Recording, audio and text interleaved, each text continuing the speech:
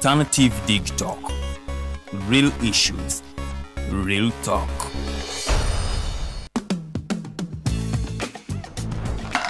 Hi, welcome to the Political Dice. Empishi ebyobufuzi. It's controversial, Purely political, well researched, accurate and global. Oyagala bya parliament oba council. Yes, state house oba ghetto. Ani ayuga ku ground. Ani gwe babuze. Okimanyi nga Dr. Kiza Mbesija alesa amaanyi. Olwofadda bafutoli abateesemu obuvaazi. Oba yo DP eri kuki? Olwojema. Bano ba MKCG bo baddawa. Abo bafuna CDF baamala tebabanja. Olwo baba ate bange bali kuki? Abo bo akina kulabisa simanyanga posturing tebabiri bali mu structure building. Naye ate ono ye. Ani oyo oba?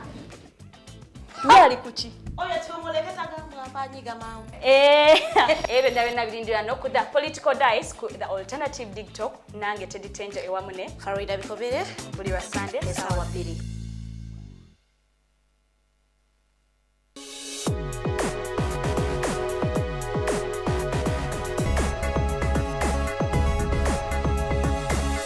The Alternative Dig Talk. Real issues, real talk.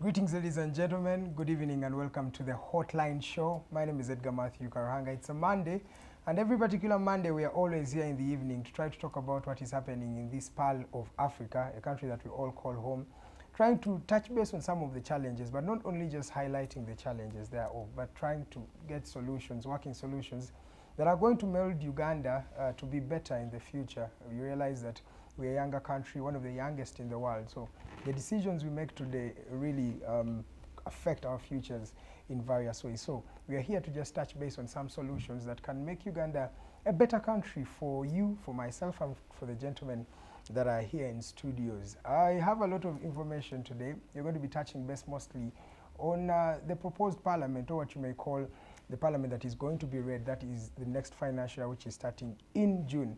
A lot of priorities there, but one of the most intriguing things is that it has now escalated from 52.7 trillion to 72 trillion. That is the budget estimates there in. And of course, as we speak today, we do not have, I think the last financial year, we had close to 28 trillion that was collected domestically. That means from Ugandans. Now the question is, where are we going to get the rest of the monies for that particular budget? That is something we'll talk about later on in the show, but allow me just peruse you through into some of the things that have been happening in Uganda and of course the rest of the world. Yesterday, Iranian president, that is Mr. Ebrahim Raisi, died in an accident. That was a helicopter accident that happened there. 8 people, all of them that were on board, lost their lives. So we want to stand with the people of Iran and of course send our heartfelt condolences to the government of Iran and of course the people there in. It's really, really saddening to see something like that. So it's really unfortunate. On behalf of Digitalk TV, we would love to send our condolences for the death of Ebrahim Raisi, that is the president of Iran. As we speak today, a lot of things are now being organized to try to see how they send him off well, and of course a few days from now, that is 50 days, we shall have the country go back to the polls and be able to vote for their leader. In other news, there was a bomb threat earlier on in Nansana, that is at Light the World Church, the church of Pastor Wilson Bugembe. There was a bomb threat, and we saw the police and the military try their best to try to find out what is happening there. But of course, there was not really a lot of threats there in. Nobody died, nobody had a problem. So the situation is still under control as we speak. Today. Then yesterday we also had some shocking news coming in from Masaka. You know what has been happening in the National Unity Platform, divisions therein, and we had some factions, and of course many words were spoken out. We saw Dr. Abed Wanika, who is a member of parliament from the National Unity Platform, but also one of the people from NUP, raising his voice, talking to Bobby Wine, who is the president of the National Unity Platform, trying to point out some of the things he thinks he has not handled really, really well. Now, this comes at a time when this particular political party has been on a downward trend in terms of divisions that are happening there, and of course accusations, people pointing fingers at each other. Now, the question that we ask ourselves, where does this leave the National Unity Platform? Because it feels like some of the problems that they're sharing therein may be problems that will not be really easily rectified, because up to today, these people are trying to prove each other wrong and right. Now, where does this leave NUP? And it also comes at a time where we are going to the polls of 2026. The strongest political party, the leader of opposition, is divided. House divided, the Bible says, cannot stand. Maybe lastly, I will also talk about the UPDF new recruitments that are going to be made. The Uganda People's Defense Forces needs over 9,000 people aged between 18 to 22 to try and join the force, of course, come and serve their country in that particular regard. The census also continues. 10 million people have been counted so far, so if they have not yet counted, you feel free to avail yourself to the enumerators therein to be able to count you, because I told you, when you are counted, it's very easy for you to be budgeted for, and of course as a country to know where our priorities lie, and of course where should we invest more and put in more time, because at the end of the day these decisions affect you. That's why you should really be very, very intentional about going and taking place in the census. Maybe lastly, we also had a coup. I think it was an attempted coup that is in Kinshasa, Congo, but unfortunately they were not able to take power. Few soldiers therein tried to, take power and, of course, take over government there. But unfortunately, this did not happen. This comes at a time when we've had over 7 coups around the West African region. I thought we were seeing something that was going to spill into the Eastern region, but unfortunately, Congo, that is Congo Kinshasa, is really safe, and of course, a government is there. Every Monday, I'm joined by 3 gentlemen. I have Honorable Joseph Ochieno, who is from the Uganda People's Congress, UPC, an ardent gentleman here, a panelist, and is always here, and it's always honoring to have him. Of course, I'm joined by the Executive Director for the Center for African Affairs and Diplomatic Studies, that is Charles Kazooba. He's also right here with me. And of course, last but definitely not least, that is Honorable Retired Major Pollar Awich, who is the Director for the National Resistance Movement External Affairs. And they're always here every particular Monday to try to touch base on what is happening in the country. Gentlemen, you're welcome. I'm going to give you a few minutes to just greet our viewers. I'll start with you, Congress. We missed you last week, but it's very, very honoring to have you today. You're welcome, sir. Thank you. I missed you guys too. I want to say that the viewership and interest in this program continues to grow. I get very good feedback, and I know that a number of people look forward to sharing with us this panel. To that effect, though last week I was pulled on a short notice on a major global commitment, and part of that commitment is actually discussing Africa with a group of seasoned, decent panelists. It was a privilege to be amongst them, looking at some of the things that is taking place on the continent, in this case indeed on the Sahel. Yes, so I wasn't able to be here. Just about managed to make it here today. Yesterday found me in Kashari in Mbarara, sending off the illustrious Professor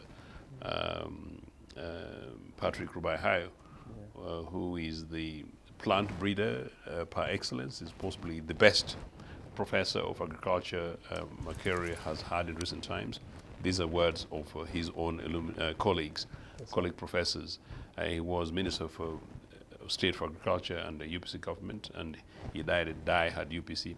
Fantastic family, and so I just about managed to make it back to Kampala, and we will miss Professor Rubaihayo. But as we go through that, I'm just wondering that these great men and great women are retiring and resting, and the challenge is on us, the next generation, to try and push.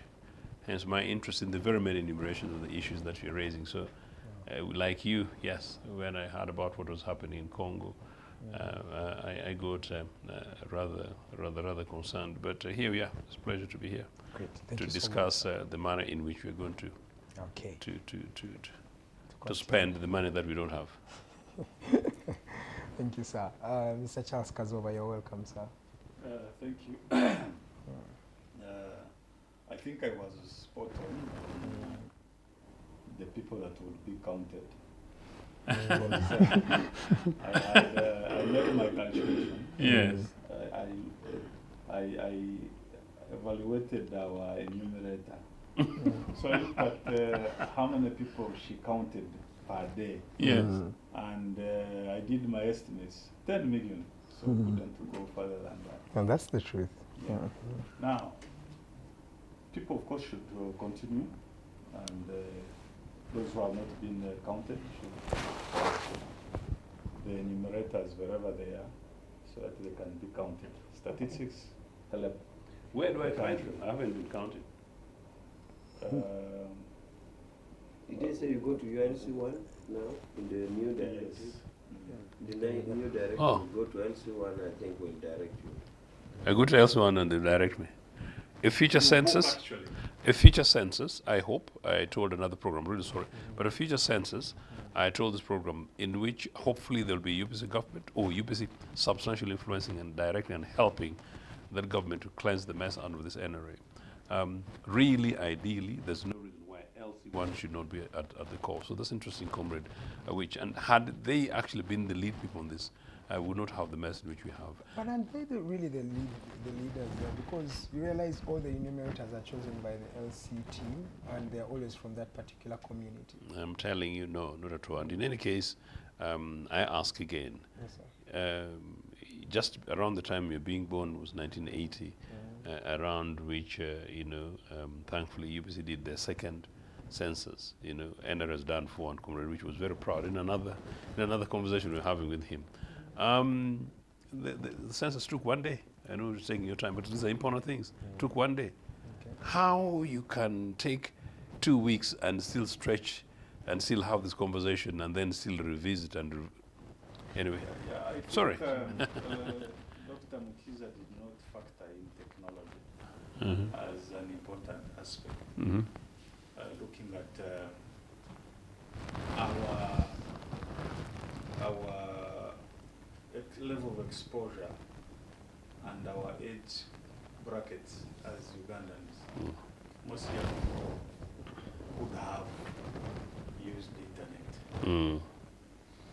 Maybe next time we can consider that. But I also told you, he had been vetted for a very powerful position. But with what has happened, That's what I'm trying to say, in case he's there next time. of course, that's my area of interest. Yes, sir. I looked at the videos, the clips. I realized these were just political comedians, and they ended up dying for nothing. Yeah. Comedians, really. They were not a threat at all whatsoever. Maybe they had watched some movies somewhere and they thought they could go and remove a president. So the real leader, Christian Malanga, was killed on the spot for resisting arrest. His son has been detained. But I also saw some about, I think, 3 Americans, and they say one of them is British. However, what has come out, one of the 3 is a very powerful business person and had interests in gold. So he was working closely with Christian Malanga. But of course, the entire episode has put the Americans on the spot. In fact, the American ambassador there has responded saying that they will welcome whatever investigations. This is the second coup, attempted coup against Felix. In 2022, there was another attempt by a very senior intelligence officer they thought he was working under the instructions of the former President Joseph Kabila. He was also arrested. But we are hoping that Felix, and always my advice has been that Felix, instead of creating hostility in the region by avoiding working with the neighbors, should change that.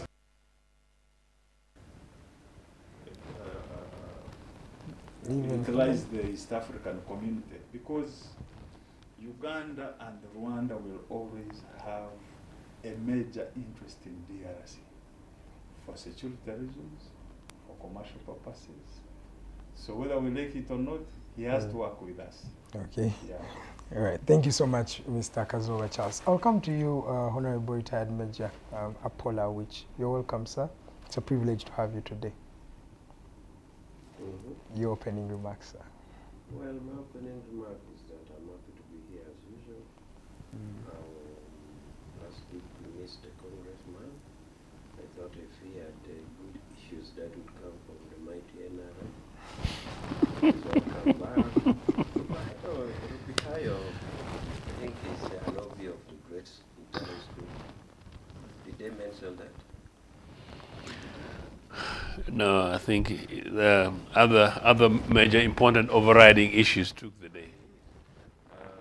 But that shows you that for us, as a school, we were everywhere. I hope you remember that the chairman of your party had you were good. Wegulu was, but the driver was UPC and is UPC, and Kashari was absolutely raid yesterday.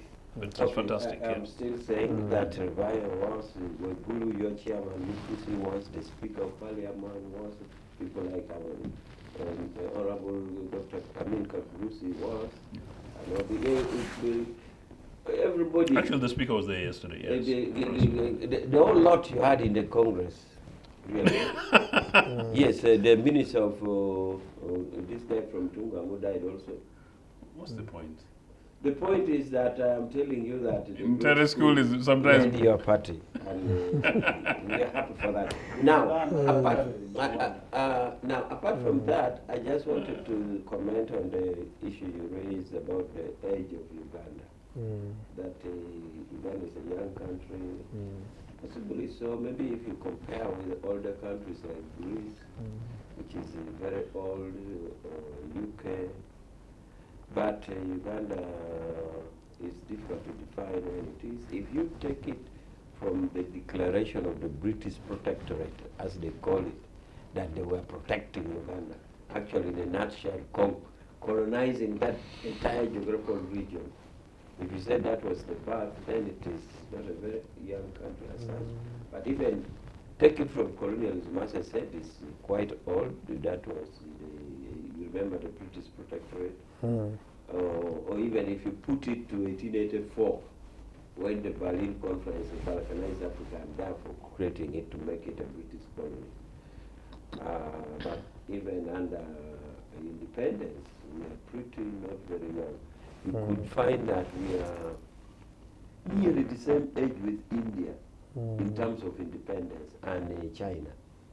If you take China since Mao took over, to form a strong China. Or in 1948 with India. So we deserve to do more than that age, so we shouldn't be hiding under our young age. Because these guys got the independence 1947, I was 1962, we are pretty the same. Finally, my comment is that contrary to our friends, the Loop and the rest, they've been on the news. I have consistently told them that for us in the movement, we see opposition political parties as a government in waiting. That's what democracy is all about. Exactly. When opposition parties, the government is waiting. I wish them well. Only that we should strive to convince the people to vote us. But I really take them in good faith that the government in waiting, good for them. So for us, we have not been in the news. And I like to say, no news is good news. don't worry that you are not If appearing you're not on the making news. news, that means it's Because something the good. likelihood that anything that appears in the news is the bad one. So if you keep quiet and you don't hear about NRM, no news is good news. So we're not in the news, but we're busy doing our things, seeing that the manifesto is implemented, correcting a few things that are wrong here. You should be living the best life now because all your competitors seem to be down. Incidentally, as I said, we don't celebrate their being down because their being up is a sign of democracy. And as I said, my congressman, a party in opposition is a government in waiting. So we don't really, in plot time, we don't celebrate parties' problems. Not because there is an invisible hand No, that is not coming at all. from you, that Not is at all. the root of all Not these at all. divisions Not that we are seeing. We actually believe that for us, if there's no news, that is good for us. We also believe that bad news for our friends is really bad because opposition is a government in waiting. Okay. And we wish them well. Allow me start with some good news. We have a new IGP, Inspector General of Police. That is Mr. Byakagaba. He is the new gentleman, Abbas Byakagaba, the new IGP, Inspector General of Police. This gentleman comes back from retirement. He was an Assistant Inspector General of Police, retired, but now has bounced back. And of course, he's going to be working with Mr. James Ochaya, who's going to be the Deputy IGP. Now, many Ugandans have always talked about career policemen trying to be at the helm of the Uganda Police Force, and President Museveni has finally, appointed career policemen to be at the helm of the police. I'm going to start with you, Honorable Ochieno. What do you think of the appointment of these two gentlemen, two career policemen, to now command the Uganda Police Force? It shouldn't make news. But it is surprising. I'm just saying it shouldn't make news, and it should not be any credit simply because you came and broke up our police systems, broke up our police organization, broke up the system which is absolutely responsible for day-to-day national security, broke up the system that is supposed to be the mainstream law enforcement agency, which is the police, the national police, and then you come back 38 years and you try, we're not, but we shouldn't congratulate you at all. I was very upset, over the years by Museveni militarizing our police, and I hope he's responding to some of us. And I'm not saying it because I'm picking credit, but I'm saying that it should not have happened in the first instance. Katumba Wamala is a fantastic army officer, a respected citizen of this country, one of the few soldiers I don't really have major issues with. But I absolutely rejected the idea that he was made the Inspector General of Police. The issue then was to try and show the country that the soldiers are in charge of basically civil policing. It's not surprising that in the last 30 years, 25 years particularly, when we talk, 20 years really, when we talk about the democratization process, that we increasingly, we're also discussing the police brutality in this country. And that even today, some of the civil police officers who joined, the young civil police officers, whipping people hasn't been anything away from what they thought was normal business. You saw what they did in Chikubu, you saw what they did during COVID, and you saw what they did during the last elections. Completely unacceptable. In any case... Just to add on, for the last 10 years, they have been the biggest perpetrators of human rights violations in Uganda. Absolutely shocking. But I'm delighted to see that the outgoing police, Inspector General of Police, Martins Okoth Chola, notwithstanding everything else, and people actually criticized him in very many ways. But in his recent retirement, he's one of the most impeccable citizens of this country. Also, one of the most in terms of track record, there is officially no apparent political scandal associated with him as the Inspector General of Police. But I'm saying it for a reason. Just allow me to build that case. Yes, please. Number two, I also want to tell you that Jupadola are fantastic public servants. And that is why, we hope we will be able to govern this country one time, and you'll see what we'll deliver for these people. But that is not identity politics. I'm just making an important That's point. what I was going to come The to. one before that, no, of course not. UPC, we are clear enough not to do those kind of stuff. The Okoth seems to be a fantastic name, because the last UPC Inspector General of Police was Okoth Ogola, and so this is Okoth Ochola, interestingly.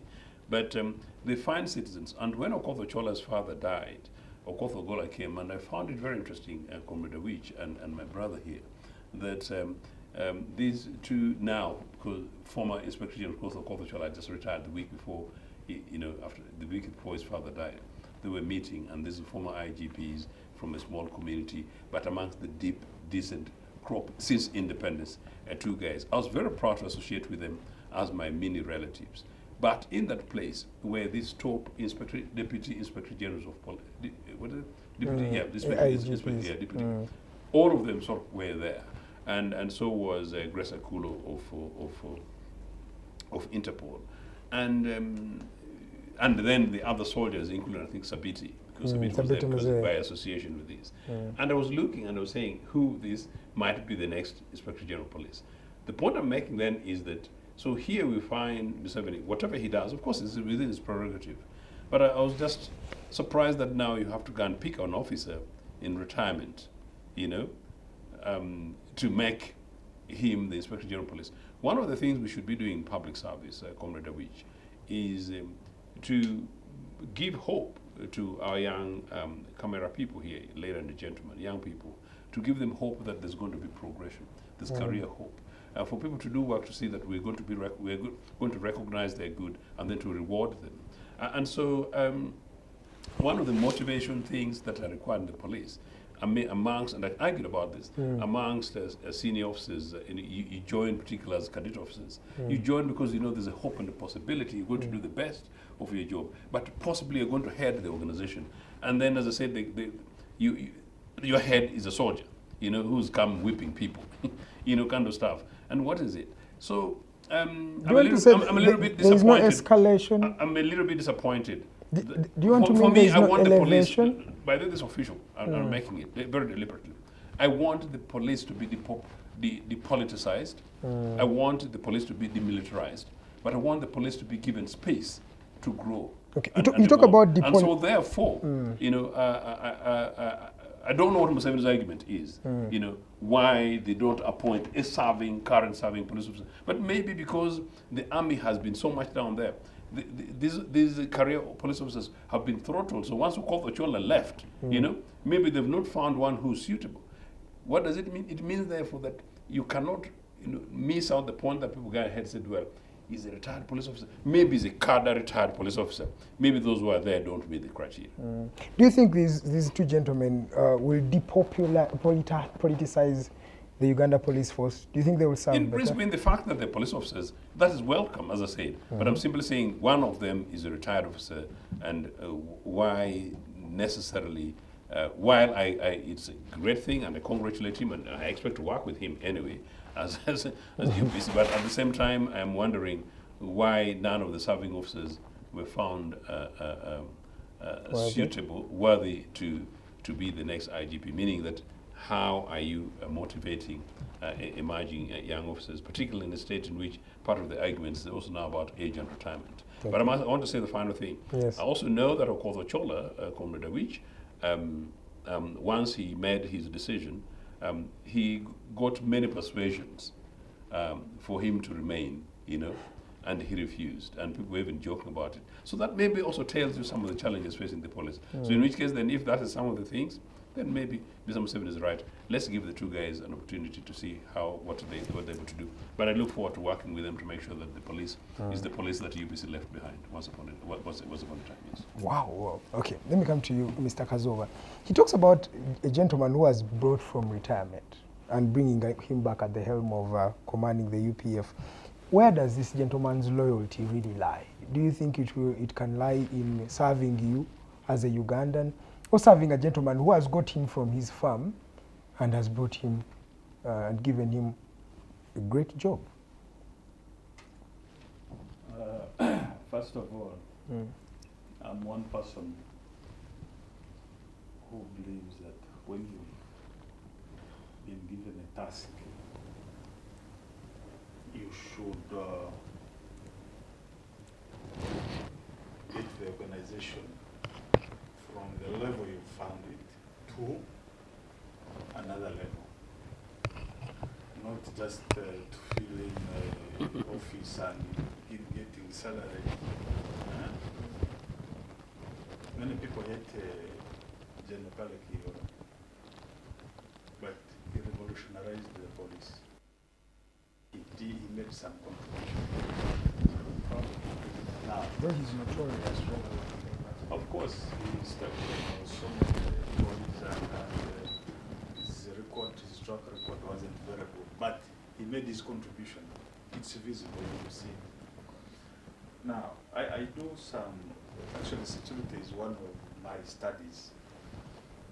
And I'm one of the people who congratulated Abbas. But in my mind, it was because of one thing. His training in counterterrorism. Yes. We needed, and I think these are the times, you need somebody who is looking at the new threats and how to deal with them. Terrorism, transnational crime.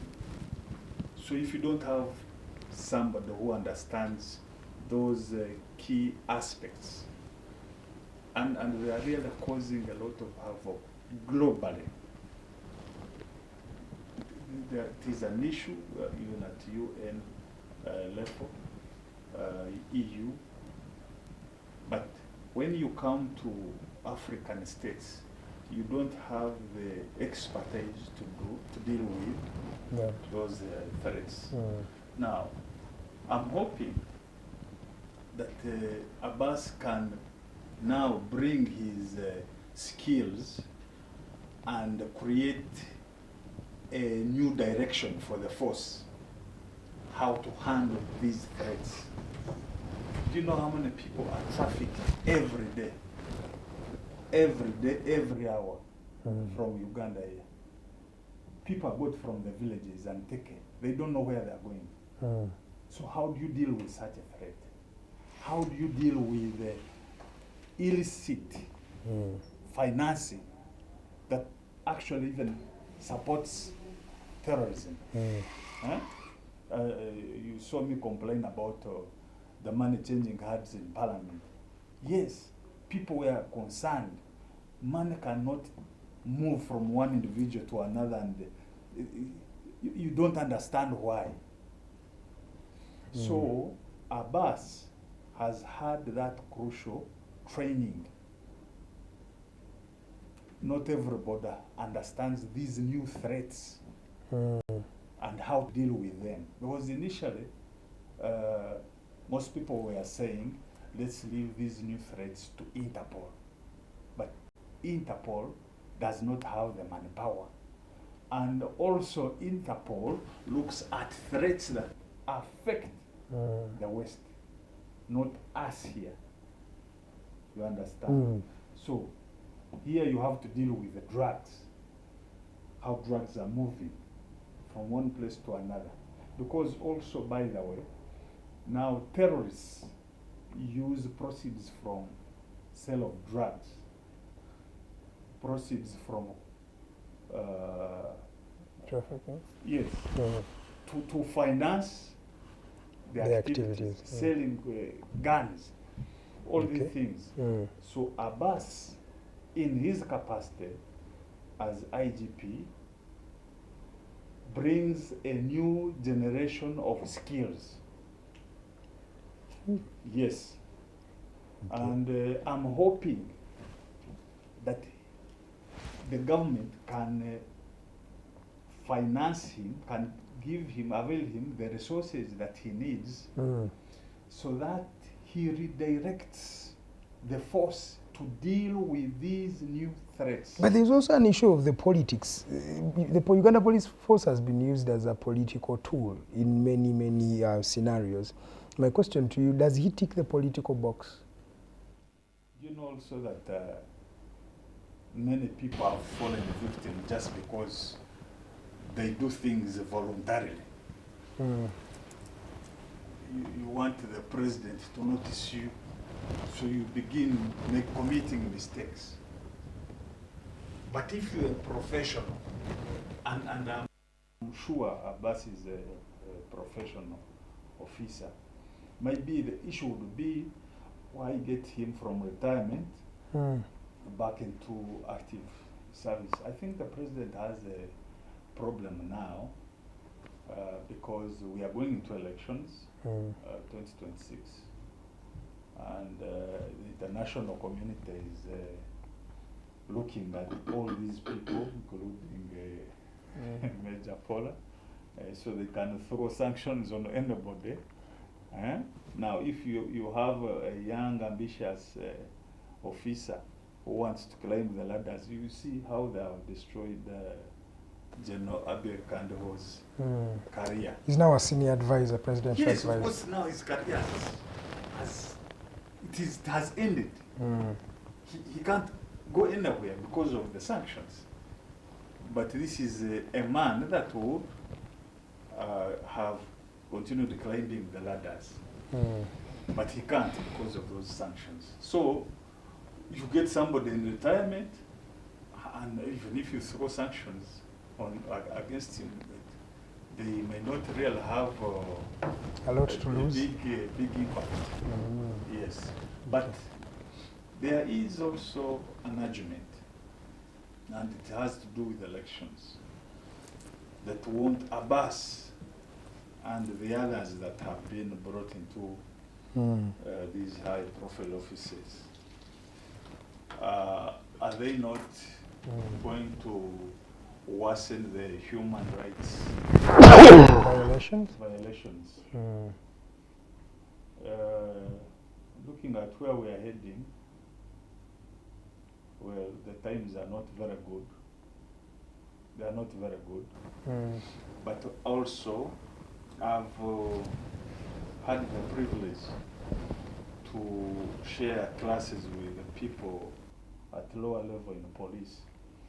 And I established that there is an issue of lack of appreciation of human rights. The concept itself, they don't appreciate it. Okay. They don't understand. But I thought human that is what rights. they are trained. You see, a policeman comes to arrest you. He does not understand, for instance, why you should resist. Why you should ask him to respect your rights. He has come with an order to arrest you, and here you are arguing. Now, that can't be understood by majority police officers. Is the training the one that is bringing That this? is why. Because those things are basics, Yes. they should be trained. That is And what taught. everybody thinks. But most of these human rights are taught to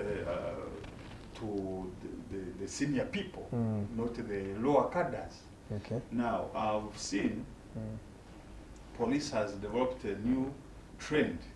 They are sending their lower cadres back to school, and they acquire these skills to be able to understand what human rights is about. Allow me just ask you this question because of time. Now, the pattern of the military being at the helm of Uganda Police Force is changing. What do you think about, what is so different this time around? Because this gentleman has had Major General Okech, he has had Sabiti Muzei, we have had Kare Kayuhura, we've had a lot of, Kasigazi has been the recent Deputy IGP. What is so different today? What is in the mind of President Museveni when he chooses these career policemen over the comrades that he believes in the most? Because I believe President Museveni has always relied more on his military. No, it is not about relying on the military. It is relying on people that understand his instructions. It is as simple Who are as that. loyal to him. Not loyal. People who understand his instructions. Okay. You understand? I'm trying. Today he has a problem with the speaker because he expected the speaker to have a certain level of appreciation of state affairs. Yes. is disappointed. So just like any other leader, you can be disappointed in the people you employ, the people you deploy. Now, it takes a lot of evaluation to identify somebody that can follow instructions to the letter. I think that probably that is why he brought back Abbas and took out the military people, because I think that time has come for them to go back to the force. You know, this President Museveni is funny. There's somebody who told he heads a big entity in government. The president could not confirm his appointment for 2 years. And the letter was on his table. This guy would even ask the secretary, has he really seen it today? And they would tell him, yes, he has seen it for 2 years. So the president probably, there are lots of information he will gather about you before he makes a decision. before I guess that's the reason why we don't have a governor Bank of Uganda up to today. But we'll talk about that a bit later. Let me come to you, Honorable Awich. What do you make of these new appointments of Mr. Byakagaba Abbas and James Ochaya as the new leaders of the Uganda Police Force? What do you make of them? Well, what I make of it, I'll discuss it from two perspectives. One, the prerogative of the president to appoint, and two, the ideological output of NRM towards state machinery. The prerogative is that, like in many jurisdictions in Uganda under the constitution, the president has power to appoint. That's true. And therefore, by the people voting him to presidency, you have really given him that power. You have surrendered it. So you let him do it because you voted him to do that. Yes. I remember, I think in South Africa, there's a similar situation. And the president appointed a woman who was a business woman in a Chikubu of South Africa. He was appointed the IGP, I remember that. So everybody was shocked. But how can you go and pick a businesswoman from Chikubu to be the IGP? And it happened. Yes, sir. So the president has that prerogative to appoint, so he can appoint anybody. And therefore, we don't question his wisdom in appointing.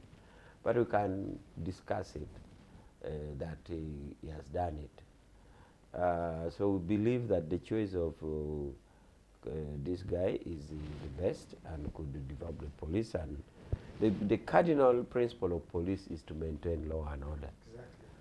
I always break it into simple forms that even if it is in a Congress village, the police is supposed to ensure that those who are going to disco go and dance in peace.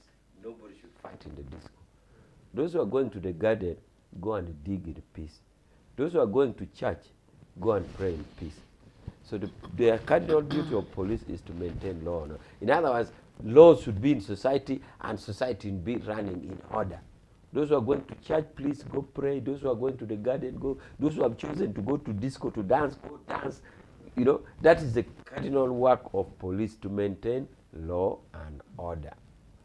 So we believe that this guy who has been called to be the IGP will ensure that there's law and order in society, so that our people are dancing in peace. Whoever breaks somebody's head in that disco, the police will deal with him. Because you're supposed to dance in peace, not to break the law. Those who have chosen to dig and don't even go to your friends in neighboring land. That is it. But you realize that police force has lost touch with the people. There has been a bit of a space between the people in mistrust. Do you think Abbas will be able to handle this particular mistrust?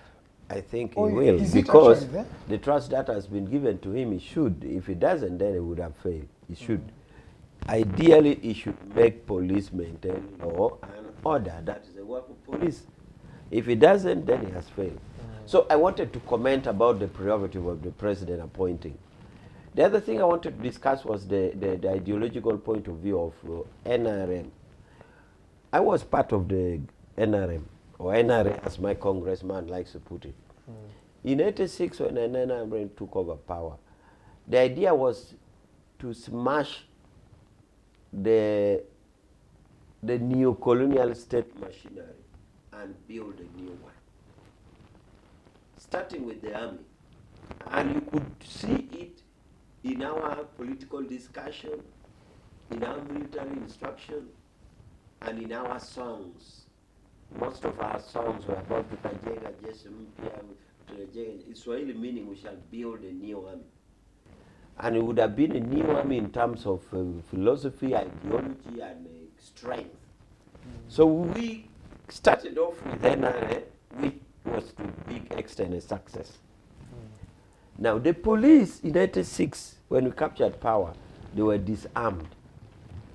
When the police was disarmed, they were not sent home, but disarmed and given baton sticks to guard all over the country. And people don't know that the first NRA to command police was incidentally a Ronda, who later died as Minister for Internal Affairs controlling police. It was based in CPS. So it was, we had the IGP, in fact the one he mentioned, I think, but the Aronda was the commander, was based in CPS. The IGP was in his office. So these guys had sticks, but there were already arrangement to reconstruct it to a pro-people police, because the then police was really not good. I'll explain later. Now what happened is, Congress, I will convince you, I'm sure, or I will illustrate you, you see, because then recruitment started taking off, and contrary to the idea, they couldn't differentiate between police being partisan and police being political. For us, we had no problem with police being politically aware. So there's a difference between police being partisan and police being political. In any case, at that time, we didn't have partisan politics anyway. So we started introducing police to political consciousness, political education. The then Deputy Minister of Internal Affairs was Otafire, and Otafire was tasked with that. The first lot which were recruited and were brought to us in the army, had a group like, there's a lady called Agaba. Agaba is now a commissioner of police, but is in Interpol with Akulu. She's, I think, a deputy of Akulu. Then there was another one called Kutesa. Kutesa retired, a commissioner of police, director legal. He retired at the level of a director legal.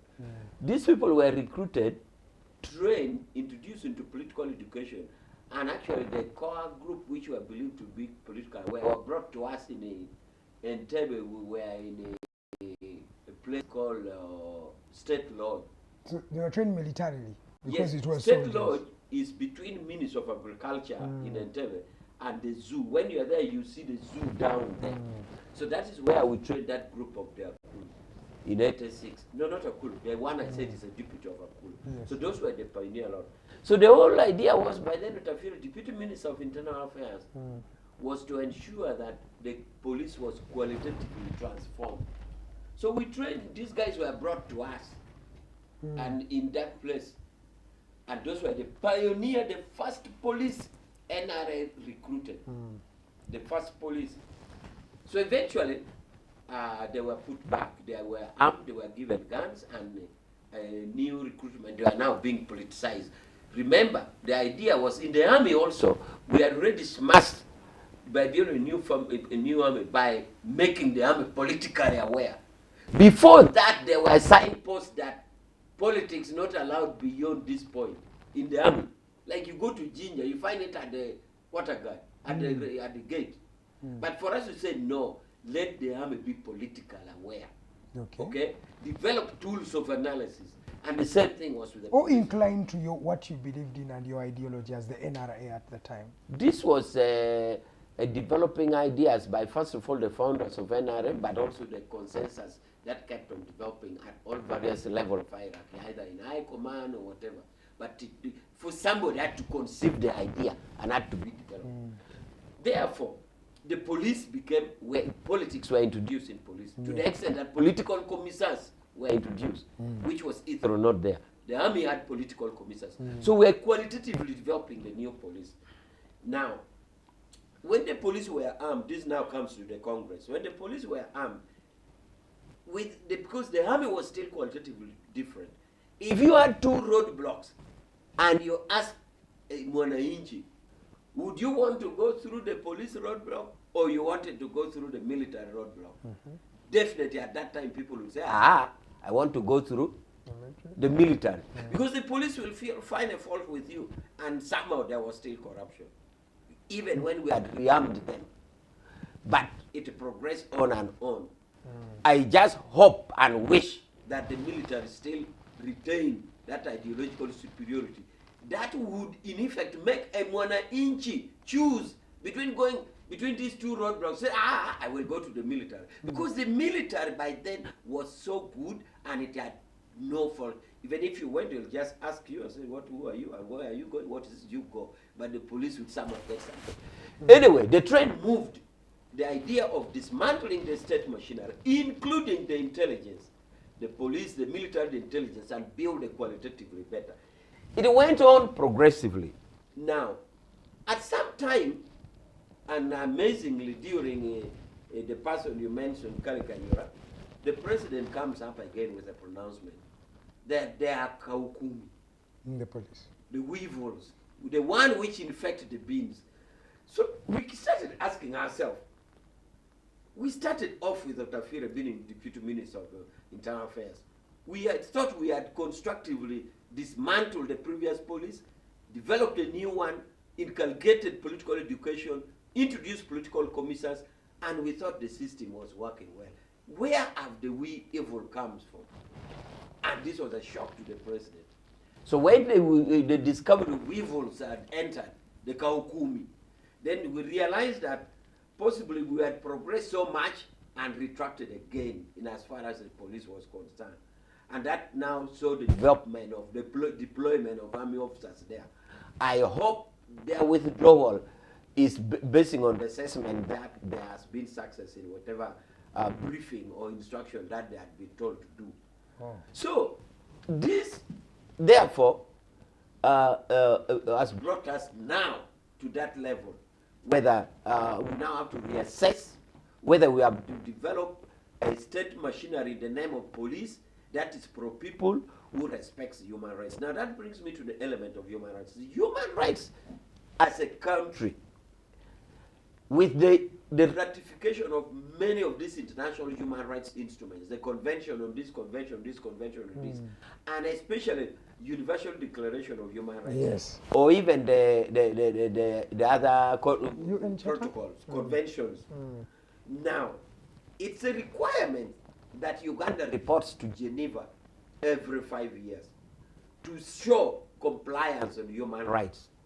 I have been in that body where countries report to for 8 years. Now, one requirement, my friend, is that government should prove to the world that in their education system, there's human rights, like in the army. Actually, not only should you go and make a pronouncement, but you're supposed to carry a syllabus to show to UN that our army, we train them in human rights. When you join cadet training, this is the course. This is the human rights package. If you're doing recruit basic in Kabamba, this is our. So, and I have known the government of Uganda for doing that, because in my being in Uganda, in my being in Geneva, Uganda appeared twice in the 8 years that I was there. Now, all governments are supposed to produce this document as part of their compliance that human rights training is there, including institutions like Law Development Center. Then why is it that those bodies you're talking about keep on being the perpetrators of human rights violations? You've trained them, but for the last, in fact, not only 10 years, they should be like 12. They have been the biggest perpetrators of human rights violations. What are you teaching them? That is the question that we should interrogate, because if you go to Geneva as a state and you present your text of a syllabus that you train your forces, you tell the entire world that please, United Nations, we have ratified this instrument as a government, as Uganda. And therefore, we are committed to training. This is a syllabus we use in Kabamba. And we tender in a copy. This is a syllabus we use for our cadet. We tender in a copy. This is a syllabus we use to train our police. We tender in a copy. Now the question would therefore be, why is the variance between the theoretical knowledge that you impart on your student state officers and the practice? In a minute, why where's the variance? So the variance therefore calls for interrogation. I may not have an answer, but we do that because some time back I was appearing before European Union. I made a report, the European Union Parliament, and there was a lot of issues about police human rights. I went to police and to the army as well. I told them, I said, now, there's a complaint about you violating human rights. What do you have to say? The police said, yes, that complaint is there. But we do recognize the fact that even if you gather 10 people, we recruit from the public. All of them will not be the same. What we should be judged about is what institutional framework we have to deal with circumstances of indiscipline officers. To this effect, they gave me a disciplinary ruling of a police court. One that stood out was when Kizza Besigye passed in Kalerwe, police beat up people and violated rights. So they gave me a record of a police disciplinary committee which prosecuted those people and convicted them. Others were dismissed from police on that scenario of what? Of Besigye and Kalerwe. Therefore, we recruit police, or police is recruited from the public, and you can't control them. But what you should control them is the ability, the institutional framework, the law, the regulations, the court. Is it there? Let's not talk about that for now, because the track record of Uganda has showed that these documents are always in paper. Seldomly are they implemented on ground. My question to you is, how do we protect Mr. Kagaba and his team from the political patronage from some of the leaders in your institution where you serve? We've had many leaders, many people using the police as a tool. We've seen them being used in land evictions, in security matter, in private affairs, really. You find that they've involved police. How do you think we can work with the impunity of leaders that we have here using the police for their own selfish motives and gains? That is purely individual matter, not an NRM as a party way of looking at things to promote impunity.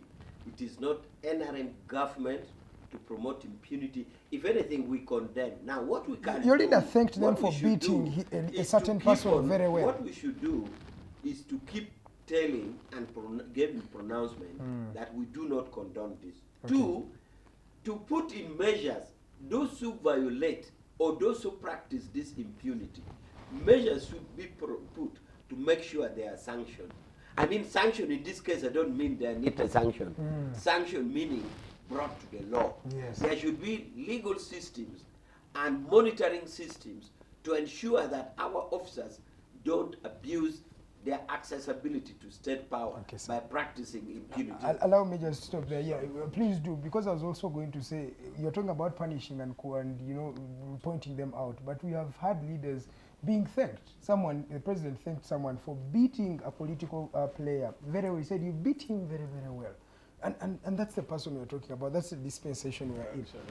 That comes through, sir. His friend, of course, Chola. That one said he will beat us journalists for our own sake. Said we shall beat you for your own sake. But like I've told you, first of all, I have belonged to a forum of various media groups in the country, and we've interacted with the police. The dilemma is this training has not gone to the individual. Where is it going in a minute? The individual police officer, this man on the street, this man on the patrol vehicle, to appreciate the concept of human rights and the implications By the way, you see, human rights is a very complicated thing. Yes, sir. Even journalists don't understand human rights. They don't understand their rights. And that is the biggest problem. That is where most of their problems start. Even if you went to parliament, those members of parliament, very few understand their human rights. So human rights is a process. It will take a process, but there has to be deliberate action. I've come across a human rights handbook published by the late Kagwa of Uganda Human Rights Commission for police officers. So each officer is supposed to have a copy. But now the issue is with the resources. How do you run out copies for each and everybody? Because as you conclude, I want him to also respond, and then you will respond at once. Right now, there is a deliberate effort to bring the lower cadre officers into acquiring some of these skills. Okay, thank you so much. Mr. Ochieno, you had something to say as he was making... No, I had lots, but I think for the first time I'm going to consider bringing myself a notebook, because actually I was trusting my head remembers. But these guys have talked so many things which are very nice. But I must say that I find Comrade Awich's submissions massively impressive on behalf of NRA, to the extent that I've always said this man should really be appointed the chief senior government NRA spokesperson propaganda limited, because he does it so well, and genuinely, he believes what he's saying, and so Comrade Rich has helped us confirm the fact that this is an NRA regime. Comrade Rich has helped us confirm that when they stumbled on power in 1986, they came with an agenda. And the agenda was to enforce a very politicized Miziko Museveni's revolutionary thing from Fanum, and to that extent, he's been lucky. But Comrade Rich has actually confirmed, very important point Comrade Rich confirmed today, that NRA came and dismantled the entirety of the national fabrics, institutional fabrics of this country, and sought to turn it into an NRA thing by pumping its cadreship and NRA ideological kind of stuff. But most importantly, as far as the police is concerned, exactly the point I made, that Museveni came and broke the Uganda police that we knew and turned into an NRA police. And so did it, so well did it that from Besigye, Minister of State for Internal Affairs, then come Otafire. They came and Otafire was equipped. This is a very important conversation. Equipped to basically push a new police force. And so therefore, if these guys came and did it at that time, and if these guys did it and the Rondas did it at that time, starting from police headquarters, actually no, CPS, fast forward, when Museveni was bringing Katumba Wamala, Museveni was saying that he was bringing him to professionalize the police. What had happened in between this time? What had happened? Who takes responsibility? It was around 15 years. It's politics, it's leadership. And this bunch, this NRA bunch, man, they came, found an elected UPC government, a civilian government that was seeking to govern respecting the laws, institutions, things like that, Wow. For 4.5 years, we managed, they're busy breaking us, they're busy sending bombs and grenades in Kampala. But for 4 years, we are being judged for 4 years, on the basis, a criteria. That NRA still talks about time, that now, after 38 years, yes, now let's get this guy from retirement and see if we can come and see if our experiment works. Yes, sir. It is actually, to me, very, very irritating that these guys have given us such a raw deal. In other words, we are saying, my brother Charles was talking about police resourcing. I have argued and we've campaigned again and again and again and again. Stop stealing government money. You know, we're supposed to be discussing the budget. I don't know where we're going to discuss Yeah, that's it. where we are You know, coming. Stop stealing from Temangalo. Stop stealing our NSSF money, the money that UPC kept. Stop creating this fudge and facade of one soldier. Comrade Awich is a gentleman here. Yes, He comes in his fantastic car alone. And we find some dubious guys, you know, in military trucks being escorted by 20 people. Our money and our equipment. Okay. Pull those monies. And by the way, I told these police guys, including Atokov, the Chola's police, and they know because I've talked about these things publicly. We need these monies to be going to the police. If you look at police accommodation, it's criminal. Police accommodation is criminal. If you look at the state in which these guys live, it's criminal. It's not surprising that there's lower cadetship who don't have access to Chadondu money and some of the monies that has gone via of course, not you, but Chadondu money, you know, and some of those other money, which is our money basically, and those other ones, those new notes that goes from Museveni in State House, you know, they can't pick money from people in the streets. Okay. I have met police officers, including one, and Comrade Richie and I discussed some of these other things. People who go through educational systems, they fail and drop out and come. And they go same rank, going to slums equivalent, police quarters that UPC built. These guys are going to sleep in streams of water, you know, with children going to school. There's no guarantee for medical care, extended families and things. I need, in just a few seconds, sir, because I want us to move on to another point. They do these things on and on and on, and after 40 years, we are going round and round. They're also round. grappling with a lot of loans. I think we shall just add it there so that Honorable Awich, you can just respond and we move on to the next topic. Yeah, I just want to talk about the fact that the congressman says I've revealed the intention of NRM. Confirmed. I plead guilty for that. In that I am saying the revolutionary 5-year war was to cut the state power, dismantle state, a new colonial state system, and establish a pro-people state machinery. That was the target.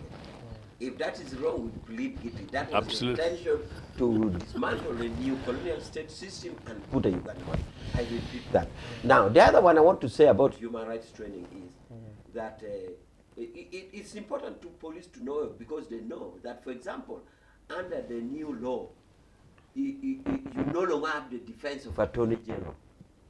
In the past, if a policeman comes to arrest a person and you break the leg, and you sue that police for violation rights to breaking of the leg, the policeman would say, yes, I was involved in arrest, I broke the leg, but sue Attorney General because I was doing Attorney General's work. The new human rights position is that an officer who does that is personally culpable, is personally liable. So it is very important, because these human rights things are trained to them. That please go for your operation. The operational instructions are clear, but should you do this, the law says this, you'll be liable yourself. And in conclusive, I want to say that even in the military, like those who go to Somalia, in a single where we do the training before they are sent, human rights is trained. So human rights is trained in Masinde Police School, in Kibuli, and everywhere. There's a lecturer for human rights. What I have said we should interrogate is, what are these stress, what are these pressures that is continuously bringing violence between the theory that is learned and the practice in the operation. It's leadership, lack of commitment from the top. It's stop. leadership, lack of commitment. No, if these guys see what Museveni is doing at the top, if they see what Anita is doing, you expect these ordinary Ugandan citizens to do otherwise? Gentlemen, we're not going to We are choosing people, and these people can never speak. Yeah. They once asked me, Yes. where do you want us to report our human rights violations? The police officer. Okay. Let's leave it there. Just 21 minutes past the top of the hour.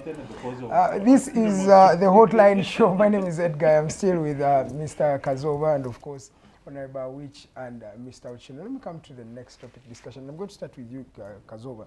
What do you make of the 72.3 trillion budget coming from 52.7 to 72.3? That means there is a miscellaneous of, or an increment of 20 trillion shillings, a lot of money.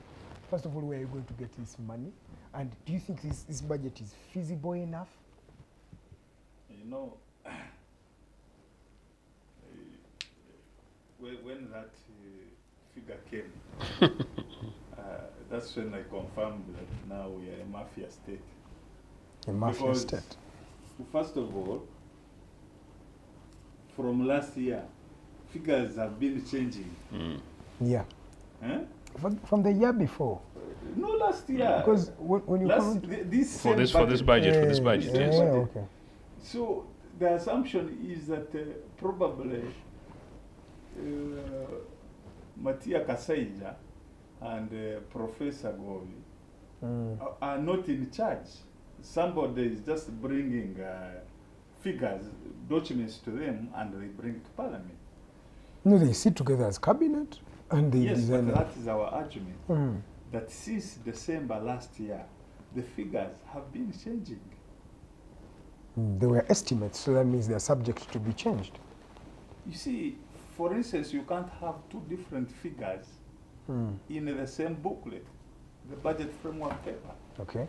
You understand? Yes, sir. Now, even when they brought, they increased the figure to 72 trillion, most of the people were not aware.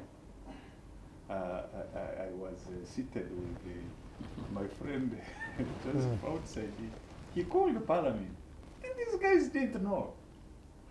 So everybody is asking. And the only explanation you get is that the president has authorized that it is okay. Yes, we understand. And you Mr. give him that President, power. You have the mandate as the chief finance minister. Exactly. But then, these are national issues. And that's why we have representatives in the parliament, so that they can be informed. The budget process nowadays starts very early, I think, as early as November. Eh? Yes, sir. So how come you are talking of 72 trillion now? Eh? And at that time you're talking of a different figure. That having been said, maybe the president, because the president does not share a lot of his secrets, he has said it, that he plays his cards by his chest. So his opponents will never understand his moves. Probably because of his challenges with the donor community, the international, our partners. That's where I was going to come, because they have been funding some of our budget.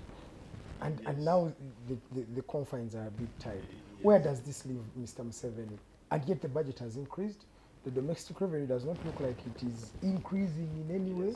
I've seen the explanations, and they're saying that. And the loans are too much. They are going to borrow heavily from the domestic banks. Which already owes them a lot. I think they're going to The biggest borrow lender. about 30 something trillion. Then they will borrow another 10 trillion externally from the money lenders. Yes, the domestic here. You add on the revenue collections. Revenue collections maybe could come to around 30 trillion. I think it's enough. And that's how they intend to run the budget. But the implications for somebody watching us, the immediate implication is that now government is going to compete with this individual businessman for credit. Yeah. That means that the bank cannot lend Joseph and refuse to lend the government. Because government is really. You understand? Yeah, I know what you're saying. So credit will be very There's more little security with government. for the business community. Yes, sir. That means the interest rate is going to shoot up. So what do they do? And you know, he was blaming them when he was in Pollar. He said they should stop threatening him. Yes. But these are issues that these people speak out, and they want solutions. So, are we heading for tougher times? I think so. Very tough times. But I also want us to look at the bigger picture. What's the bigger picture? Not just the budget, because the budget is a small component that might make you understand how President Museveni is moving. President Museveni is looking at getting away from the West, being a hostage of the West. For a long time, of course, he has been promoting their interests in the region and in the whole of Africa. But it appears he has gotten fed up of his people because they probably don't appreciate. That's what he thinks. Yes, sir. So how is he looking at moving away from them? You've heard General Mo's talk of a multipolar system. Equally, the president has talked of the same multipolar system. Okay. The building blocks in the world so that they have equal power. President Museveni is looking at a system of East Africa having a security apparatus similar to NATO, but also a political system strong enough as that of the US. Wow. So that you have, for instance, an authority with federal status. So you have, and he even talked about it when he was in Kenya the other day. Okay. He's very, very determined to reach that level. Now, what are the implications? The implications to achieve that is that that's why the president is telling you, you guys get away from those raw materials. These, the things you are banking on that are profiteering the Wazungu, you should stop. Okay. You should go into production of things that you can consume. You understand? Now, you should also remember about his 1 acre project. System, yeah, I remember it. Well, that 1 acre project. Yes. The new PDM. All those things For me, I just do this, and then you know. are meant to prepare you, the citizen, Okay, sir. that you must be self-sustaining. Is the citizen empowered?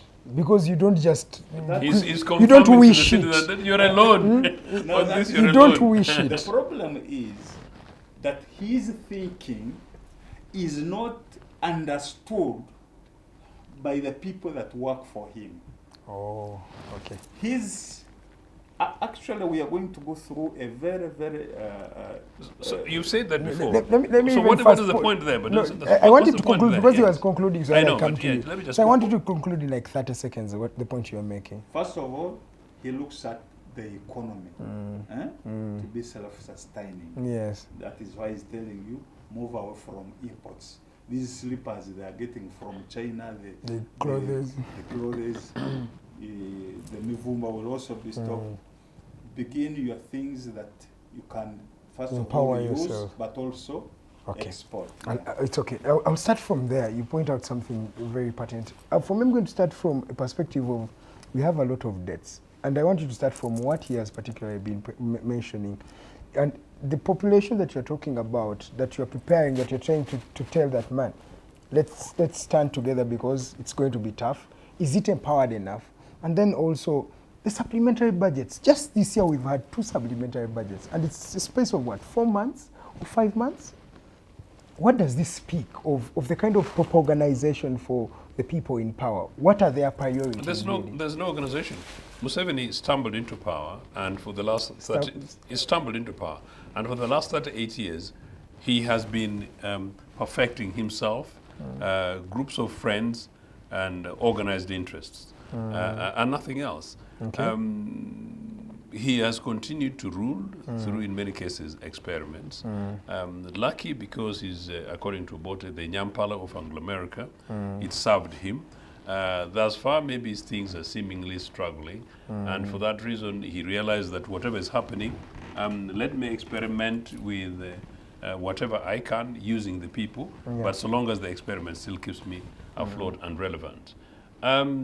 It's actually genuinely shocking. This is the primary thing about the budget. But I think we're here, and I realize we don't have much time to discuss this. Unfortunately, we all got carried away, I think, earlier. Is that if this was a democracy, we would be calling for Mr. Museveni's resignation. Yeah. If it was a democracy, possibly at least, the very least, the finance minister would be resigning. Why? But in any case, he doesn't even have a central bank governor who normally would possibly try and help to give them much more technical advice on both fiscal and monetary policy at that kind of level when it comes to things to do with national budgeting, and including knowing very well that here we're talking about a budget in which more than nearly 60%, nearly 41 trillion, is going to be dependent on borrowing, and most of which will now be coming externally. For a 71 trillion budget, where your own revenues are expected to be at 31, and it's not 31 projected to be 31. It's between 25 to 28. Meaning there's no guarantee you'll hit that figure.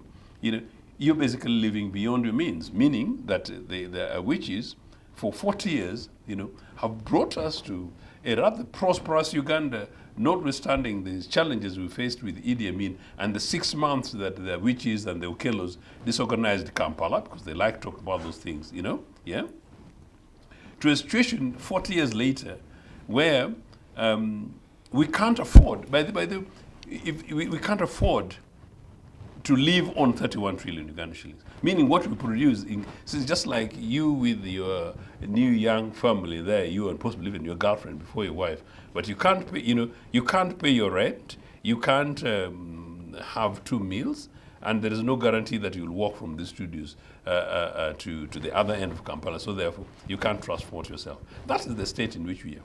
Now, against all this, there is external debt repayments. It's 34 trillion. 34 trillion. And you ask... Which is needed, really. For the 34 trillion shillings, for debt repayment, because you're asking about supplementaries. But let me just give you that context. So we're looking at 34 trillion debt repayments. Charles, maybe you have an idea. Can Comrade Awich tell Ugandans what the 34 trillion debt we are paying for? Can Ugandans be shown what exactly, away from some of these Chinese crooked projects about some of the fund roads in the spaces, because actually I don't see it in Nigeria, I don't see it in Agongera, I don't see it in Tororo, I don't see it in police barracks, but I don't even see it in the military barracks in Tororo. The Tororo military barracks, is actually apparently, it's now apparently a brigade. But if you go down there and you see those people down there, you can't believe that real humans are living there. But where has but this you money are gone? broke as a country. Before we even look at president, just let me first make my point. You are broke as a country. How many people directly pay taxes in this country? Directly pay taxes. I'm not talking about saying I'm buying something, but saying this entity. I don't know why you're asking. I get your point, actually. I get your point. So you have not more than 3 million taxpayers in a population of what? Yes. Of 40-something million.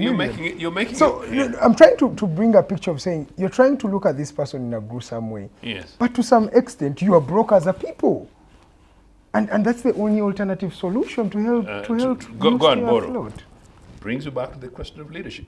After 40 years, you have under 3 million. Yes. And of those, the average taxpayers tax, is about $1 billion? Uganda shillings is average, income. Yeah. It tells you how badly managed this regime has handled our country. And again, I say, against that background, yes, sir, you have a clique of excessively privileged people, starting with Mr. Museveni, whose own transportation thing between Kampala and Entebbe is 100 vehicles, and normally they're mainly new. Comrade Awich, I think I need to this framework, I think it's 802 billion that are going to the president. Do you know? 802 billion. It's a huge amount of money. But so these are a group. By the way, clique, NRA guys are a clique of organized, excessively privileged people fleeching you Ugandan citizens. You talk about taxes. Museveni fleeches Ugandan citizens, you know. The 74 trillion, 74 trillion. As I said, the 34, to stick to my point, you know, what did the 34 do? In which hospital? In which school? In which agricultural facility? Normally, because they talk about these taxpayers, a sensible government, particularly somebody who allegedly studied economics, and after passing through entire school is actually not bad school, by the way. You know, no, was it necessarily bad school? I want to please you on that. You know, and then you go to Dar es Salaam University on UPC money. You know. But let me ask you this question for you are not able to work actively to expand the tax base that would otherwise deal with some of these issues. Allow me just bring this question that has been sent by a person who prefers to stay anonymous. He says, what determined a swift and drastic increase from 50 to 70 of the national budget? Do you know, that's why Charles was saying it, and I didn't want to go personal here. I have spoken to a number of people, including parliamentarians today, and all of them have no clue how this thing came. Officially, nobody knows, including some legislators who may actually be associated with the budgeting. Forget about actually merely being members of parliament, but members of parliament associated with some of these, I don't know, budget processes. Some of these other issues have no clue. The point is, I think in a way, Charles hinted it. This country is being ruled rather than governed. But the reason why it's happening is because of impunity. The reason why it's happening is because of the death of democracy. I would have said at the beginning of the conversation that normally this conversation would have involved a proposal by the state. Once the state has put it, the opposition would have responded. Once the opposition, meaning official opposition, would have responded, and then all other opposition political parties. But above all, you, the media, would pick this budgetary proposal initially and tear it apart. But because in Uganda there is no debate, there is no conversation, there's no discussion, meaning even in parliament, including legislators who are NRA, don't have a voice to be able to do so. It's not surprising that we are now just being driven like zombies. Okay, just a minute so that I can bring in Mr. Ochieno. Mr. Awich. You know, me, I criticize Museveni and NRM, but I also understand that because I always try to get myself in Museveni's head, in his mind, to begin to see how he does some of these things and why. Now, when you look at Museveni, his long-term projects did not require for him to pretend to be a Democrat. His long-term projects. So his political, wanting to use the Western political system of democracy has negatively affected his long-term plans. How? 30 seconds. He's renting support. Every single minute he's buying a politician. Every single minute in this country, but some of this money that we are arguing about, that's fair enough, goes to buying. That is true. That is true. We have not even gone to the exact, the nitty-gritties of that budget, because it will actually be something bigger. He has big dreams, but to achieve those big dreams, he needs needs to money. move with everybody. Okay, Vision To move 2040. with everybody, you have either to bribe them or you coerce them. Okay. So my argument has always been, Yes, sir. why you pretend? He should never have pretended. Okay, let me come to Honorable Awich. Honorable Awich, the biggest issue here is, first of all, the extravagant nature of this particular budget, and then the priorities of this budget. Ugandans feel like this budget is not for them. It has never been. He has added that. What do you think about that, sir? The budget is for Ugandans. Of course, I saw my brother, the congressman, said it was fair enough when Charles said that the money every other minute is used to put.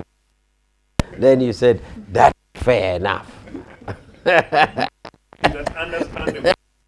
You said.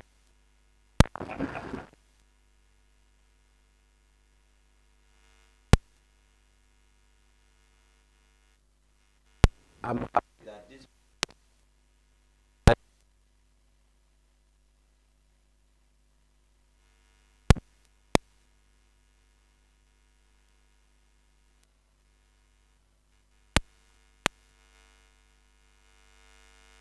normally development partners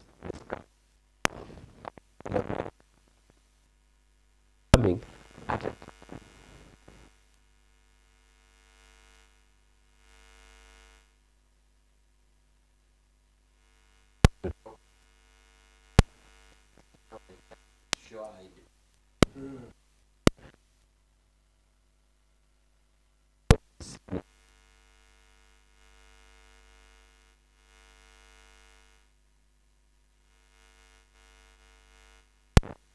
a female or a male, but when you put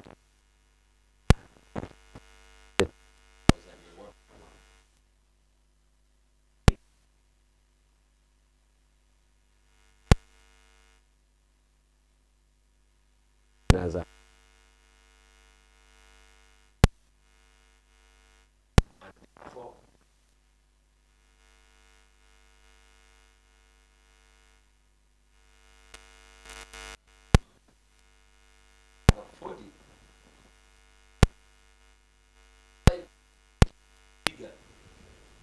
the budget system is that you show revenue expenditure. In other words, this stage, this document,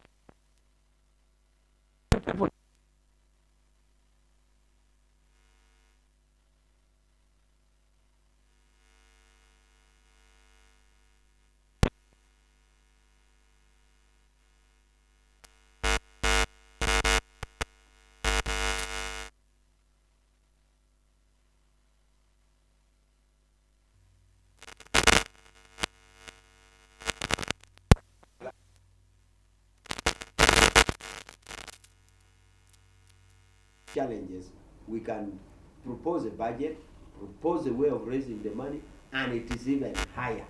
To me, that is good enough. Otherwise, somebody would expect that in this situation would be crying with the actual failure to read the budget itself. IMF and World Bank is out, and our development partners, you would even wait for the day for reading budget, and you have nothing to read. But here we are going to read a budget with the sources of revenue known and this.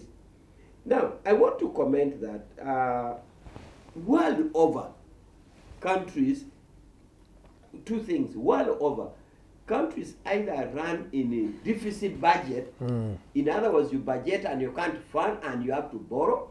Oh, that's true. Okay? And Surplus. yes, surplus. Few countries run surplus. Exactly. One country I know is a country which many people don't know anyway. I don't know whether you know yourself.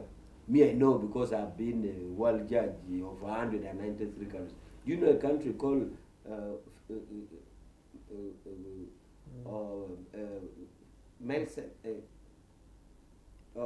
Liechtenstein. Liechtenstein, I You know it? Yes, one of the What is the wealthiest countries. One of the richest. What is the population? They're not more than, what, 50,000? I'm not sure. They are It's just a small- 37,000. Yes, yeah. But Liechtenstein runs a surplus value. I think also Singapore Yeah. and maybe Monaco. Monaco. And we ever I think did also one Japan. financial year. Monaco, many of you hear Monaco in terms of football, as a football club. But Monaco is a sovereign country. Yeah. It's a city-state and it's a country. So, They say very we few have to- countries run budget where they have more money to spend in that year. But Japan, United States, they're one of the biggest borrowers in the world. So I don't want a situation where we think that by Uganda making a budget and borrowing money, it is so unique. He asked you a question. He asked you a question that, yes, you are borrowing. Is there value for the loans you are taking? Where are the loans? That is it's connected to the other question you asked, which I promised to answer. Please do. And I will. So I want to bring this clearly, that apart from Liechtenstein, apart from Monaco, apart from Singapore, and a few other countries, Lithuania. all countries around the world borrow for budget. So nobody should have this feeling that, oh my God, Museveni is borrowing money, we are finished. No, countries world over. United States is the biggest and Japan. That's true. So having done that, I want to say, why is this 34 trillion? It kept coming up. What are we paying for? I have always repeated that this kind of discussion is also to make our viewers learn things that they may not know. So it is good to know that at any one time, not only Uganda, but many borrowing countries, there was debt forgiveness. Isn't it? 2000. 2000. They forgave you. They forgave and said, because it's we a are new forgiven. millennium, we are forgiving we are you. forgiven you. So debts had grown up and grown up in billions. Now it was forgiven. We started from zero. So, and this now should be, our viewers are saying, really we started from zero, how have we come up here? So what we are paying, there's a list somewhere in Ministry of Finance for the avoidance of doubt. But many of them are in these roads like you have seen. Before you could drive from here to Masaka or to Mbarara, in roads where the incoming and the going and coming, you're nearly struggling for the path. And there were accidents on the road. That one was sorted. You see a road from here to Fort Fortal. You're nearly meeting the other oncoming car. But now the roads are wide. That is what we are paying. And so on and so on, so forth. For the avoidance of doubt, the list of what we are paying is in the Ministry of Finance. But we know what we are paying. From being forgiven to zero, and we started it all over again. Maybe we should start campaigning for forgiveness again to zero. Do you think you are extravagant as a government? So I think I have cleared about what we are paying for. We are paying for the roads. We are paying for all these things. The list is there in the Ministry of Finance. I wish Ania would have come with it for purpose of this debate. But the list is there. Now, about value for money. This is a cry for all of us, especially the party. The party, we are crying that we have a manifesto. Our manifesto covers everything, whether environment, education, and everything.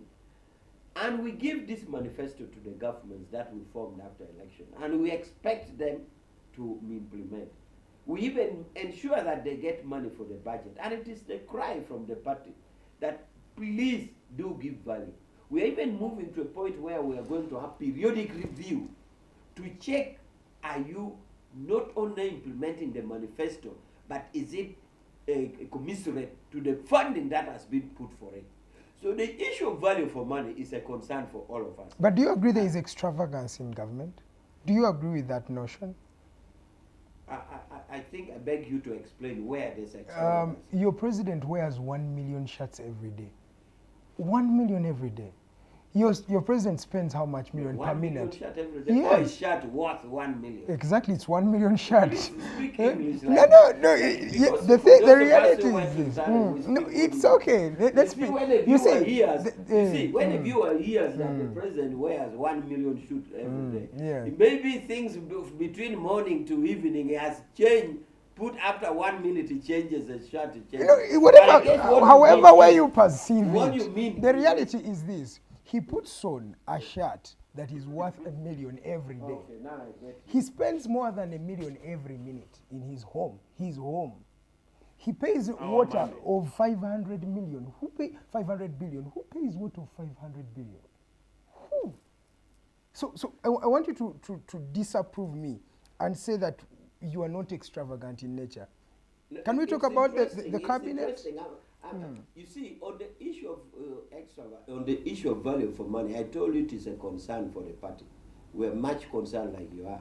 For example, it intrigues me if you are right to say that it is true that the president pays water of 500 billion, which I think is not correct, because that is one payment alone. What is the revenue for national water and sewage? National water and sewage may not even be getting that. So if one person pays 500 billion, Okay. then how about the rest of But it? okay, But let's say it's you're even corrupted 500 figures. million. Even if You're it's corrupted million. figures. No. So I think- Let me I think fact 500 check. billion Even is if it's 500 million, do you think it's also something that is Yes. feasible? You see the point here, we are being listened a while over. It is not good to project to the world that the president pays 500 billion for water. It's Okay. not correct. No, I can break it Even off. they- Yeah. But also, Yes, sir. Samuel Uganda says that a day President Museveni spends 2.8. Now we know it's about 3 billion. Yeah. 2 point something billion.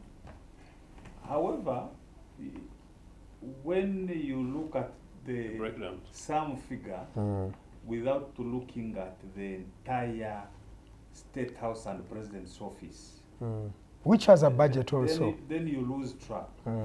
My argument is, my criticism is that the president has created another government in the State House. Okay. And that is why it is costing the taxpayer Okay. an entire government. That's why you hear of Operation Wealth Creation, you hear of anti-corruption in Simanye, State House, then the investors... State of police. Okay. I hope I'm still having the Yeah, mic. that's why I'm going to come, because I wanted to and just correct to confirm that it's 500 million that he spends, and a unit liter is 25 shillings. That's a 20 jerrycan liter, jerrycan of water. So he spends 500 million. 500 million, Yes. not 500. Yeah, not 500. It would Because be even impractical. national water can't generate It that. would be impractical. Anyway, having corrected that, is that there is that figure. Even Dr. Sarah Birete mentions it. The average rate of spending in State House. Because you were saying, I think somebody mentioned here that the budget that will go to the president is 820 billion. And 2 billion. 802 billion. Yes. The simple calculation that people have been reaching is, in a year you have 360 days. So if you have 360 days, first of all, if you cut 360 alone, that is 1 billion per day. Then the other extra. So that is the So like arithmetic. 3 billion. That is the arithmetic, which I don't think is also correct. But 3 because- billion is 900,000 US dollars. Yes. Mr. Awich, is Yes, that can I cheap develop this for a program? country like Answering this one? you. Yes, as we So I'm conclude. saying the arithmetic was 802 billion divided by 360 days. So you get per day how much. But the point here is that some people don't realize that there are logistical costs in this budget. For example, areas of security. You are talking of some radars that are associated to monitor the air and the security of the president. You are talking of some armored cars like Mambas, tanks, and what that. That's in the classified budget that we rarely even know about. That is not in the classified. But anyhow, there are many things which are hardware cost, which are associated with this. But people seem to think these are cash spending every day without capital development. Without capital. So many of these also. I think, Honorable, which are using a lot of English for our layman here. Not to define it, but the reality is whether cash, whether card, whether anything, it's still 3 billion a day. Does that change Yes, in this any way? 3 billion That, a day, how I'm many saying. schools can that This 3 billion build? a day, I'm saying, you are not only talking of money given to people, as people say, in a brown envelope. You are not talking of food eaten, but this money is costed in the mamba, in the tank, in the what, in the thing that is there. But you have reduced it and simplified it. You see, you have What we are talking about. For you are thinking 3 billion. That for is the used, food. that 802 billion is used by State House. There is money that will go to the president's office. There is money that is going to procure the kind of cars you're talking about. defense equipment and Yes, everything else. what we're talking about here is the money that is spent in Mr. President's home, like how you would spend money in your home, the Kameza money. So that means a financial year, the president and his children spend 802 billion. You know what I would say about that? As you conclude, sir. What I'm saying about that is that this kind of discussion needed somebody from the Ministry of Finance, because we ran a risk of making a mistake. For example, when we try to lift the veil to see the details of this spending, we ran a risk of saying what we don't know, that this is what it's supposed to be. Now we are reducing 802 billion for money for Kameza, which is not correct. I think next time we have this kind of debate, we should have an expert who could have this list. Okay. No, We run the good thing is that we are going to have this conversation again, it's the and second we're time Comrade Awich is saying this.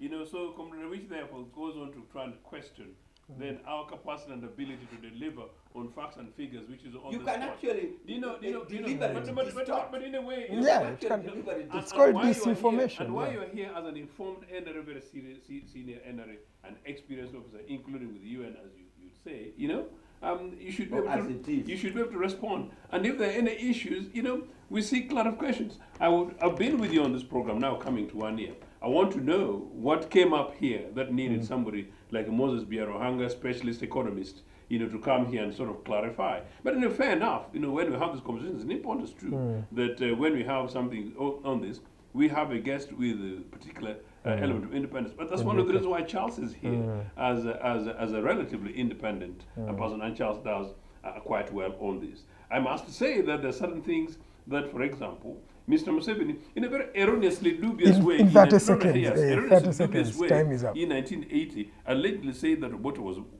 moving in a convoy of 20 vehicles, you know, as if he was going to war. Apparently, Obote was campaigning at the time. A number of Obote's campaign people were ministers, you know, were ministers in the campaign convoy. Just like he was moving a convoy about 5, because Rugunda was then Minister for Health and he himself Minister for Defense. So the convoy continued like that. And they said the guy was going to war. Today, Mr. Museveni's convoy is 8 times that. But now, very quickly for this relevant thing. Then Museveni said also, I think in 1987, that when they came, Museveni, you know, Obote calls him a pathological liar who tells the truth only by accident. That was a lie actually on that particular time. That when they came, they found Obote left a deficit, a debt of $2 billion, which was not true. Obote left just under $500 million, you know, in debt. Some of the other debts had been accumulated, and this is on the record. We can also go ahead and check. Now, you wonder, and Museveni said, what did Obote do with that money? We've asked what has Museveni done with this. It's extraordinary that Comrade Awich talks about Massacre Road. I was in Mbarara the other day. Comrade Awich, in 1984, you were possibly in the bush. In 1984, I traveled to Mbarara and up to including Kabale. The road was tarmacked. There is no difference with that road. In fact, it's shambolic when you go to Okay, thank you, sir. Charles, in just a few minutes, please give us your parting shot so that we can leave this place. My argument is that there's nothing that you're going to change under President Museveni. Instead, our energy should be on post-Museveni. But that is subjective. Nobody knows when that can come. I've always told you, some of the things you're talking about cannot change. For instance, the bloated expenditure. When in a few seconds, no person is to be bought off, he will be given a job in the State House, probably as RDC or President Assistant. You so or a desk without a job description. Before you even start screaming about that big package of money spent, you should understand the system that President Museveni is implementing. Okay, sir. Allow me stop you there. It's exactly 9 p.m. Honorable Awich has already given us his parting shots. Not so, sir? Because yes. You were the first. I still have by saying, I'm still repeating that as a country in the midst of challenges without development, is a budget, get the source of revenue, read it, and run the country. Okay. Thank you for us sovereignty. Okay, thank you so much, sir. We've come to the end of this conversation. We shall revisit this conversation in a few weeks from now, after the table, and I'm going to bring the budget itself, and I'll talk about the nitty-gritties themselves, because I think we should look at the activities. We have realized Ugandans forget these things, but when you look at the budget framework, there was even some money that was allocated to a few pastoralists from the Western region, around 15, and they were talking about developing, reading milk. And then you ask yourself, what are the priorities here? So we're going to have this conversation again next month after the budget reading. We shall bring back and look at the nitty-gritties themselves and say, how can we work on the extravagance? Or actually the extravagance is not there, and sometimes we are exaggerating. My name is Edgar Matthew Karuhanga. Privileged to have you, Ochieno, Mr. Kazooba, and of course Honorable Awich. A gentleman called Bernard was on camera. Arnold Mokose and the team were in the production. It's always a privilege and an honor to have you right here. Don't forget, tomorrow morning at exactly 8 a.m. we'll be here with the Mighty Drive. Farida will be taking you through that particular session. My name is Edgar Matthew Karuhanga. God bless you and God bless Uganda.